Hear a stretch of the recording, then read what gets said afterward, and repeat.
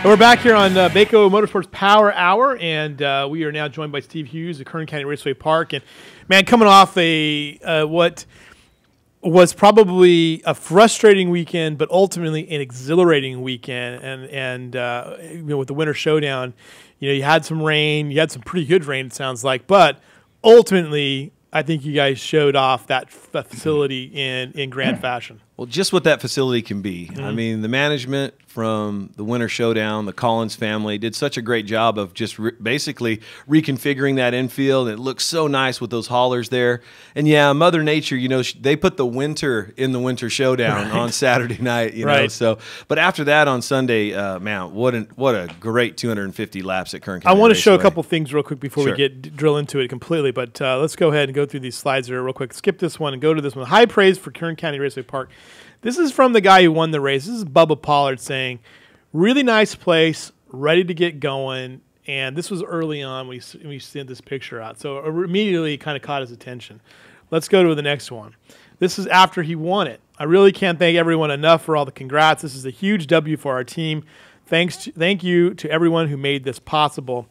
And then Dalton Sargent, who Mike Griffith is a big fan of all of a sudden, quote, I want to thank this is from Twitter. I want to thank at Bubba Pollard and Derek Thorne for how they raced today in the Winter Showdown. Class acts with no contact, amazing drivers. And, you know, part of the good feeling and good vibe, the good, you know, excitement that we had coming out of this event. I mean, that probably was par for the course for you guys as far as feedback, right?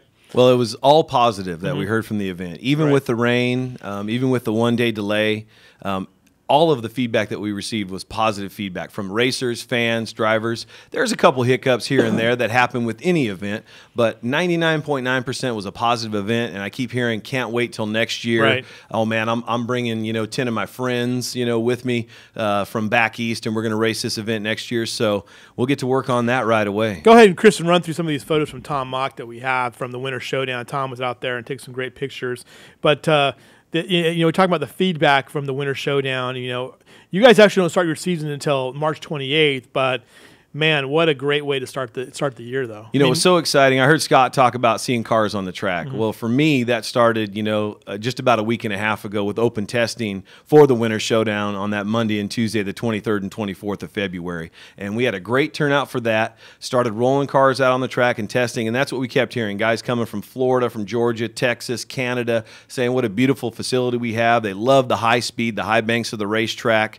And then Thursday night with a barbecue put on by the folks from the Winter Showdown, really, you know, just giving the racers and their teams just a big welcoming party that night. And it was just exciting, but nothing but positive feedback about the facility. But we know that because we're from Bakersfield. We've seen the facility. We know how beautiful it is. But it's like one of those things where you can't wait to show. I mean, like one of the things, like I only lived in Bakersfield for 3 years, but when I have my family come up, I love to show them around town all the cool things that are in there. And you have a sense of pride of your community. And you guys have pride in that facility, and to get them out there and show them that's got to be exciting, especially guys from the South or from the Midwest. Just getting that recognition really makes us feel that much more proud about the facility and how Charlie Beard and Rusty Reese and James Vernon all take care of it, and really just pulling this event off. I mean, it was just a venue rental for us, and partnering with the Winter Showdown folks, we wanted to make sure that the venue looked top-notch and that visually when folks walked in there that they were just blown away, and then that seemed to be the case. I think, judging from the pictures that we're sharing here from Tom, that it did look fantastic. I mean, obviously the wintry weather kept some of the crowds away, but regardless, the suites were full. There were people there. You have MAV TV was there. I mean, it's going to be an awesome see to put it all together. Griffith, you're there covering this event. Tell me about the quality of racing from your perspective. Just top-notch racing. It's those three guys, Bubba, Derek Thorne, and Dalton Sargent, fast from the practices, fast all day, and put on a heck of a show. And not to be out, David Mayhew was up there running right with them for a while, and he blew an engine, but just a quality show. And I think the good thing is that there's a lot of drivers, different type of drivers. You're not going to, the Bubba Pollards, the Dalton Sargents come out here, see this, say things, social media, just creates a lot of awareness for the track, which should help down the road. Let's go ahead and go to the highlights we have. Steve, you can walk us through what we're going to see here in a minute, but just the racing out of this was incredible. So we've got, is this the main event here? I'm sorry. No, these were the qualifying races. Yeah, these are the 5150 triple shot qualifiers here, and I love some of the GoPro shots from the back straightaway. It really gives you that experience of speed, how fast they get going down the back straightaway. But 3 qualifying races, so we had between 15 and 18 cars in each one of these races, and you saw Derek Thorne there in the first one, who was your quick time qualifier. Got a beautiful toolbox from Mac Tools and Matt Peterno, one-of-a-kind Chip Foose designed toolbox. He walked away with that one, and then Bubba Pollard in qualifying race number 2 used this as a test session. Even he said it, and I mean, just an amazing run for these guys. The top 3 really flexed their muscle in these qualifying races. So the first top qualifier raced and won in qualifying race number 1. Bubba Pollard qualified second and won qualifying race number 2. And then here's Dalton Sargent from Boca Raton, Florida, really laying it to the guys in qualifying race number 3. And they each won a beautiful Rockwell watch for winning those qualifying races on opening night. And Dalton Sargent, you were really impressed with Griffith, right? Well, yeah, this 16-year-old kid who only started driving these, only has a year of stock car experience, started driving late models, and didn't jump into a super late model, which is a whole lot different beast, until August. And here he finishes second at the Snowball Derby, the biggest race on the East Coast in Pensacola, Florida, back in December. Thorne was third, amazingly, and then comes out here and those two finished second, third again. I think that kid's got a pretty bright future, and he finished second in his K&N East debut. Nice. Yeah, at New Smyrna Raceway. So this is the last chance qualifier with one of our local favorites, MK Kanky in the 33 car, having to go through the last chance qualifier and leading all 40 laps of that event. But I'll tell you what, some of this racing going on here with only 4 spots.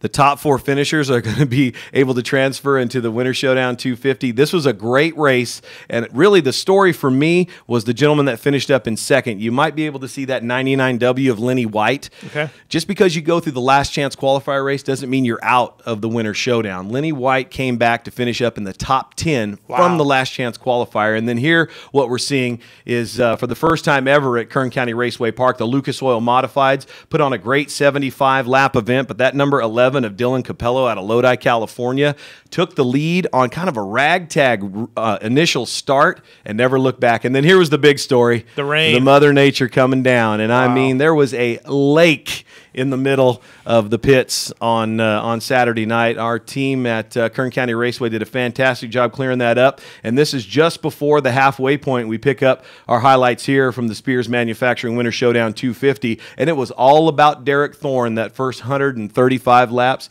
Couple of cautions. We had 11 total on the day. But, man, I'll tell you what, Derek Thorne really looked good that first half. But that second 125 was all Bubba Pollard. So really the tale of two segments here, and it looks like things are going to look good for Derek Thorne for the rest of the season, though. You know, the guy's got a great team behind him with Byron Campbell and Campbell Motorsports and 4-Star Fruit. But it was just about 15 laps into that second half race, the second 125, where Pollard started making his move. Interesting. So, and then we had another first major wreck here, huh? Yeah, this was our first big one. Nobody was injured. That's just a precautionary measure. But everybody was okay, but did tear up a lot of race cars in that one, coming off of turn number 2 onto the back straightaway. Here's the move of the race right here. Bubba Pollard looking to the inside of Derek Thorne as they're getting ready to travel into turn number 1. The GoPro. Yeah, kick that GoPro down. Move of the race right there. That pass by Pollard was the final pass for the lead, I believe on lap 150.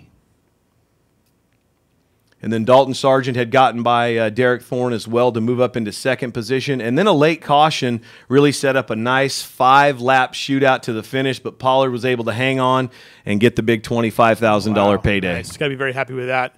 And being interviewed by none other than Vance Palm, who did like triple duty for you. Vance Palm, he did the invocation. Right. And then sang the national anthem. Because the guy can sing. Yes, he can. It was, if you were betting on the over and under for Vance Palm on the national anthem of how long it was going to be, if you would have said under 2.5 minutes, you'd have lost that bet.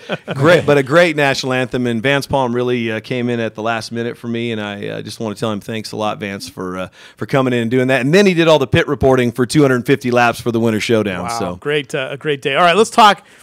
So that we could talk about that for the whole segment. We could do that for an hour. We got stuff coming up, and to follow up with that, March 28th, You got a serious. This doesn't even give it justice, really. The Napa Auto Parts 150, the NASCAR Late Model 75, NASCAR Spec Mod 50. Oh, and by the way, fireworks are going to happen on March 28th. Tell me a little bit more about the season opener. Well, it's our 2015 season opener, the third season at Kern County Raceway. We're so happy that Napa Auto Parts has come on board to sponsor not just our opening night, but the opening race for the NASCAR K&N Pro Series West. So normally that race would happen in Phoenix, Arizona at PIR. Okay. This year, we're honored to have the opening race for the K&N Pro Series West at Kern County Raceway. Napa Auto Parts on board. And then we're going to couple that up with some NASCAR late models, some NASCAR spec mods, and yes, of course, fireworks to kick off our third season. So, you've now been out there for about 6 months now. A little less than that, about 4.5. 4.5 months. Give me your thoughts on where you guys are headed and the positives you're seeing right now. Well, some of the things that I want to announce is that our prices have been dropped for some of our big races. Our NASCAR K&N Pro Series West race, we're having one this year. We're having 2 SRL Southwest Tour races, and our King of the Wing have been dropped down to $25 for reserve seating and $20 for general admission. Now, the other 17 races that we're going to have, including our big 4th of July show on the 4th of July, those are going to be a $15 GA and a $20 reserve seat. So we're real happy about that, trying to get it a little more family friendly, a little more affordable for the families to come on out. And then also a big announcement coming up on Thursday, so that's tomorrow. We're going to announce our season ticket packages, and it's going to be a good one. So able to save a lot of money there for the families on reserve seats. I don't want to give too much away, but could be less than a general admission ticket for all of our races in the reserve section at KCRP. All right, we'll have details on that probably in Friday's paper. Griffith, right? There you go. See, I have assigned work for you to do. Yeah. Assigned for work for you to do. I'll make sure I email Mike. Yeah, that'd be good because I won't be in the building tomorrow. You will be, Griffith will be all over the place. But it looks like we'll be having to not celebrate the 4th of July at your house this year. We're going to have to go out to the track and watch the fireworks out there. Griff and I have this the 4th of July tradition over the last few years. We go and blow up stuff in his backyard. Depends on where Lynch is. So you guys can, really blow stuff up. Blow stuff up, right. That's a lot of land out there. That's a lot of land stuff. Well, I blow nothing up. Lois Henry might be watching this. I do not condone the use of illegal fireworks. And, I want to say something about local motorsports this weekend. I mean, what a huge weekend this is going to be for local motorsports. That's incredible, isn't it? With the March meet getting ready to kick off. Beautiful weather. Looks like they're going to have great weather all the way through Sunday. The 70th season of the Bakersfield Speedway, man. That is so huge. It's incredible. So huge. It's incredible. And what's interesting about it is that I feel like this community can support all 3 of these facilities completely. That's the thing I think is really amazing.